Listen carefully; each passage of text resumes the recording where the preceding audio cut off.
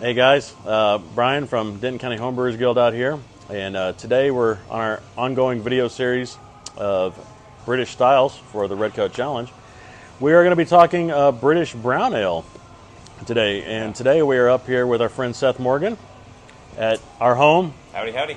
At Denton County Brewing Company here in Denton. So Seth makes a really great brown ale, which he's going to talk to us a little bit about, but also just like we're going to do in all the video series, just let him expound on the style as much or as little as he wants to and his passion for it. And that's what we're going to keep doing with this video series. So we hope you guys are enjoying these, and we look forward to talking to you more. So obviously, you guys that have been around with us know that we're hosted up here every year. The Redcoat Challenge is here at Denton County Brewing every year. Thank you. Glad it's here. Our biggest supporter and honestly our home. So we love it here.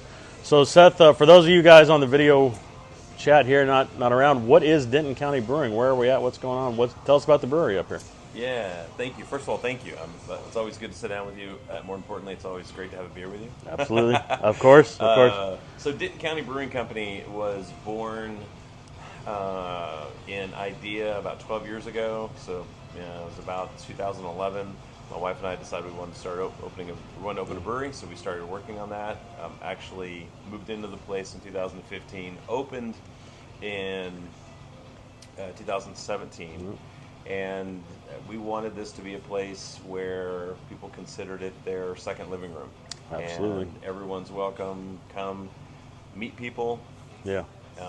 Whether it's friends, old friends, or new friends. But we really wanted to create a place that was something that celebrated everything that we have in common. And beer is one of those things that seems to be it can be a common denominator that you can have a beer with anyone, regardless of your beliefs or anything else. You can sit and have a beer, and we wanted this to be a place where that happened. And we wanted to make the best beer we possibly could. I mean, I would say world-class beer. I think so. But yeah, I mean that's something that we will never stop working towards, is making sure the beer gets better and better and better. But I think if you are doing something that you love and you're passionate about, that you keep trying hard enough and you just might succeed. So that's what we're... Because you started homebrewing. I did. Like all of us, right? I did. So. I was a home brewer for a very long time. I started home brewing in the 90s. Yeah. And I homebrewed for about... let's see. So I lived in England for a year. That's where my love for beer started. That was in 91, 92. Came back, couldn't find good beer anymore, so I started homebrewing way back then, and it was terrible. And I kept practicing and got better. And read books. Joined the guild. Yeah. A long time ago, right when it first started, and wanted to talk and be around people that shared the passion for beer like I did. Yep. And one thing led to another, and now I do my hobby full-time every day for 80 hours a week. Well, that's one of the things. We may come back later. I have some ideas for some other video series we'll come back to where we start talking with pro brewers about stepping up your game from homebrew to pro brew. Sure. We might do that for the club channels also. But as far as the competition goes with British styles, I mean, that's obviously was our passion with our homebrew group. We love British styles, but it's that British pub culture, and that's what you're just talking on here. This is that second living room. This is where you come after work, on your way home, you stop in at the pub for a pint or two of a reasonable strength alcoholic beverage that you can have a couple, three, and still get home okay, and not have the missus be too angry with you for getting sloshed at the pub with your mates, you know. That's right. That's British pub culture. It was the original social media, and that's something that's the reason I particularly, in our club is home based here and that I love, is that's what you guys, represent to us. You are spot on. So they're called pubs or public houses. The original name for this was going to be Common House. Okay. Because we wanted something that was... I didn't know that. Yeah. Wow. Okay. Cool. Yeah. The name was taken, and so we couldn't do it, and so we ended up with something, we called it Denton County. And the reason we did Denton County is because in the old days, the county seat was where everyone came to meet and greet and do stuff. And so for us, it had that nostalgic feel that we were trying to tap back into with the pub culture in England. That is exactly what we were going after. That's what I wanted to recreate here. It's what I absolutely fell in love with when I was I living there. think you've successfully done that with the North Texas flair. Yeah, That yeah, is, yeah, you know, a little bit of, especially if you've ever been up to Denton County. We're a very diverse group of people Yeah. up here. We're a college town here in Denton. So yeah, come check it out and try some of the delicious beers on the tap wall up here. We've shown you guys videos of those before. You've seen the tap wall. But anyway, so yeah, today we're discussing British brown ales. Yes. And Seth, how might what is British brown ale versus American brown ale that people may be a little more familiar with? Yeah, so, brown ale is one of those really broad terms, which if you think about it, it's a lot like someone may say red wine. Well, what does that even mean? Right. Because there's so many things that could potentially fall into that. I mean, if you want to look at it at its extreme, if even into continental European countries, there are things that have brown color, believe it or not, like an alt beer. Right. Or even some of the Belgians, an Oud Bruin or something like that. Those can be classified, I mean, rarely, but those can fall into this larger category. And a lot of it, as you know, really came from the way that they would kiln the malt, and they weren't able to really do great modified pale malt. Right. And so they ended up with this stuff that was darker, until they came up with pale malt. And so they had all these varieties of brown. Yeah. And Pre-coke fired furnaces, pre-clear glassware, easily That's right. available. So, Yeah. which is another history series we'll touch on. Learn your yeah, history. and We'll get there. That's actually fast because I'm a huge history nerd, so I enjoy that piece of beer. But brown ales are usually beers, and when you said specifically between English and American, so I'll start off with English. There's really two different styles of brown. Yeah. Historically, it was the poor man's beer, Yeah. What they called the cloth hat people, which is the ones that were working the docks and Yeah. just like the porter style, and that's a whole nother That's a whole other story. Yep. but it was the poor man's beer, but it was usually lower alcohol. And in southern England, it's usually, I may not get this exactly right, I don't have it memorized, but it's, I got my certified Cicerone, but I've forgotten all those. I think it's like 4.2 to 5.4, 5.5, somewhere around in there, or in that realm. And those are usually darker, they look a lot Yeah. like this porter that we're drinking. And they're sweeter. Yeah. And then if you could move up north, they started doing more of those ruby brown beers, Newcastle brown. Newcastle Nukies. Yeah. That's a commercial example. It's still listed in the BJCP as one of the commercial examples. It's actually Samuel changed Smith. a little bit. It has definitely changed. Yeah. So Samuel Smith Nut Brown. That's a really good. Nut brown. Yeah. I think more to of a me southern that's a style. better example. Yeah, I think so too. Of what a brown ale, a I typical would agree. northern brown ale is. A little bit higher ABV. Yeah. It's different flavors. Usually they're a little bit lighter, and then of course you bring it to America, and we're going to be like, okay, well here's the limits. Let's push them further, and That's what we do. We take everything and turn it to 11, guys. that's that's what what we we do. really what it is. So it's got more alcohol. It's got more hops. It's got more dark toast and a little bit of roast. So it's like a porter light. We've just turned it up to 11 on everything. And they're usually a little darker. They're stronger in ABV. They're going to some get up to 6.5. Yeah. The one that we do, we usually are in the high fives, and I think that's kind of a good number. Usually like 5.8. Sometimes we bump to 6 if we get crazy, but That's really what I mean. Seth's American brown ale that it's a staple here at the brewery. Yeah. It's definitely it definitely is an American brown ale, but there is some obvious English, British inspiration. It has a heart there. There is. I felt. So that beer I've been brewing longer than any other beer. So I've been brewing that since the 90s. Okay. And it's gone through so many iterations. When I first did it, it was a pure. And I lived in Newcastle. Right. So it was a pure North English brown ale. Okay. And that's what I made. And then it evolved into this bigger Americanized go to 11 beer. Right. And from a commercial perspective, it sells better. Because people understand, they know that, they want their hops, they want their big flavors. Sure. So that's where it is now. But I've tried to keep the roots of what the beer was, and we're not drinking it right now, but you can taste it. It has a lot of the characteristics that you get from a North English brown ale. Okay. Which generally, if you're going to homebrew one, I've talked on it before. I would really try to stick, especially at the homebrew scale. You're going to want to stick with English base malts, English crystal malts if you can absolutely get it. Which at the homebrew scale you should be able to do that. English hops, and keep it more rounded, restrained. It's a easy drinking beer.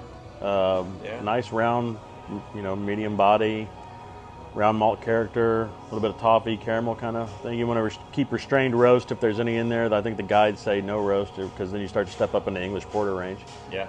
But it should be really easily approachable. That's why it was the everyman's beer. That's right. It was just full of flavor, but not turned up to 11. We're going to turn it back down to 7. Yeah. And we can we pause just for a second? Yeah.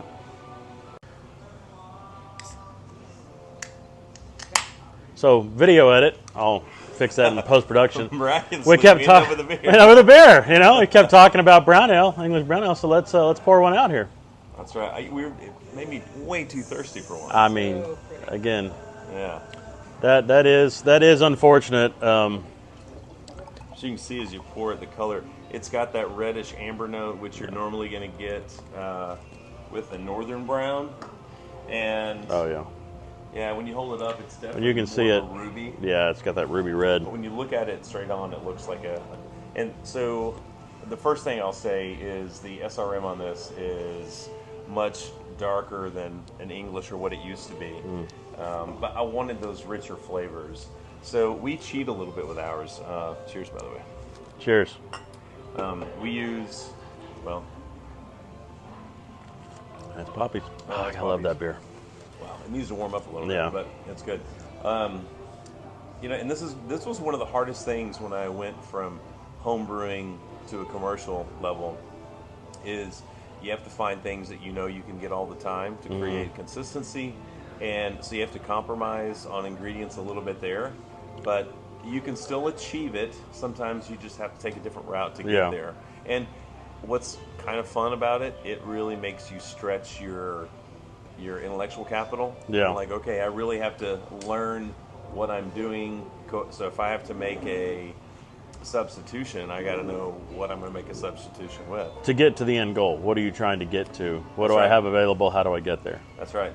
And you've got nice full flavor. Definitely goes to 11. You can definitely see the brown. Yeah. When you put it on, and that's the way I always, whenever I'm testing or looking at beer, I always put it on white paper. You can't hold it up because unless you have sunlight, you can't really tell. But when you put it on white paper, you can see the difference in the color. Okay. That's one of the things that I do for testing. Have some nice head retention. I like Seth helps us out a lot with, you may have seen your score sheets from the Red Cut Challenge. He helps us out quite a bit with our judging every year. So now you know how some of your beers are getting judged. Yep, that's exactly right. But did you want to talk about how we make the beer? Yeah, but in general, I'm not asking for recipe specifics, of course, but how might our homebrewers go about making a good version of an English brown ale? So we start with two row. Okay. You could if I'm going to a homebrew shop and I can afford to do it, I would probably get a pale malt as opposed to a 2-row, but 2-row is more readily accessible. Right.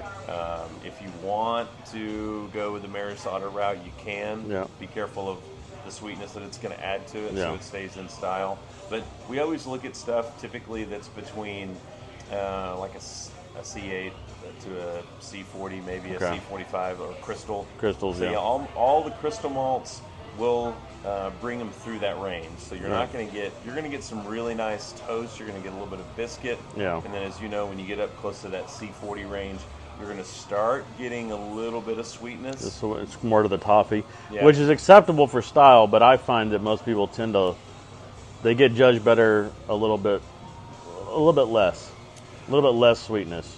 It seems people want a little bit less of that. I think it's just because that's what American palates are attuned to. Well, and that's why we do it. And that's why we may have a discussion later on with judging at any homebrew competition. Is the style guidelines can say what they say, but as you guys that enter lots of homebrew competitions will begin to understand, we're still working with the judging pool that we have all across the country, and we're all American judges that are trained an experience drinking, even with craft beer, American styles. Yeah. So, Predominantly. you know, if you kind of sometimes, I want to say you want to turn things up, but on some of the English stuff, if you can kind of dial your crystal back a little bit, you know, dial your toffee back just a little bit, you might do a little bit better in a comp, I think. So, you know, you say that for competition, I would absolutely recommend that for that style. Unless you want to go into the mild, like a dark mild where you want that dark fruit, you want that stuff. But for this style, you don't want it to be oversweet. From a commercial perspective, we move into more of that C40 range, just a little bit. Yeah. I would say C30 to C40 is probably, of our crystal malts, is maybe 20%. So we don't do it a lot, just a little bit. Just a little bit. And this is, you may consider this faux pas, but we do this for flavor profile for commercial level. We put a little bit of chocolate in there too. Okay. It gives us a nice color. It adds just a hint of sweetness, okay, which the American palate wants. Yeah. It wants big bitter, it wants big sweet too. It just wants big everything. It wants everything to go to 11. Yeah. But from a, I would say from a competition perspective, I would never do that. Yeah. On my British browns, I'll add a little bit of brown malt in there. You get a little bit of that toast ash, but without going full on roast. Yeah. It fits well with the style. Yeah, you want a little bit of that nice dark color, and you want some of those. I want to go as far in through the toast up to the roast as possible. As close to roast as you can without stepping over the line into porter character. That's right. That's exactly right, and that's what we do with this one. Right. Yeah. So what else, you know, I mean, is there anything that you would recommend with water profile that people might look for or anything like that? If any of you guys are into water chemistry. Yeah. So I think, you know, a lot of folks may know this, but for what it's worth, the two big things you always add are calcium chloride and calcium sulfate. Mm-hmm. That's what's going to help you create, well, one, the pH that you want. So there's things that we do specifically with this beer. Anytime you want a malt-forward beer, you want your calcium chloride the chloride's to be higher. at least 2-to-1 ratio to your sulfate. Your sulfate's going to accentuate bitterness and hops. You want this to be a little bit softer, rounder. Now, granted, it's an American brown now, so we do bump that up a little bit, but you still... But with English brown, you still want a little more balance on the... Specifically for competition. For British browns, I would at least do a 2-to-1 ratio. Okay. For chloride to sulfate. The other thing is, and this is non-traditional too, we keep our pH a little bit higher on this one because the higher pH helps round out malt flavors. Okay. Versus the lower you go, you get that sharpness, which accentuates hops and bitterness too. The general accepted rule is, 5.2. Everybody shoots for 5.2 on your mash pH. So what are you shooting for? Something closer to like a 5.4, 5.6? Or? Yeah, I would never. I don't want to go above 5.6 because 5.2 to 5.6 is the ratio. But this one, we're essentially at about 5.4. Okay, interesting. Yeah. I didn't know that either. Yeah. So 2-to-1 ratio for your chloride over sulfate, and then pH in the mash. Specifically, the mash is what we're tracking there. And then once we get into the kettle, and then after we goes into fermentation, it drops like everything else does. Sure. But we get better results if we can keep this around 5.4. Interesting. Yeah. Okay. It makes it softer, a little bit more rounded. The malt really shines a lot better than the hops do. So. Yeah, which is what you're going to want on an English brown ale. So, all right, well, cool. Well, Seth, thank you again. We're trying to keep these videos short and sweet. So, thank you, Seth. For joining us. Thanks so much, man. And thank all y'all. Happy brewing. Come in. We'll talk more beer. Absolutely. That's the hard part, is trying to keep these videos short. But just like I told you guys before, and you'll see it on all the videos, once we start talking beer with fellow beer nerds like you guys, they just tend to run a little bit. Yeah. So I know. But thanks, guys. We appreciate everything. Thank you, Seth, very much for what you do for us. And we'll see you guys in the next one. Thanks, guys. Bye. Cheers.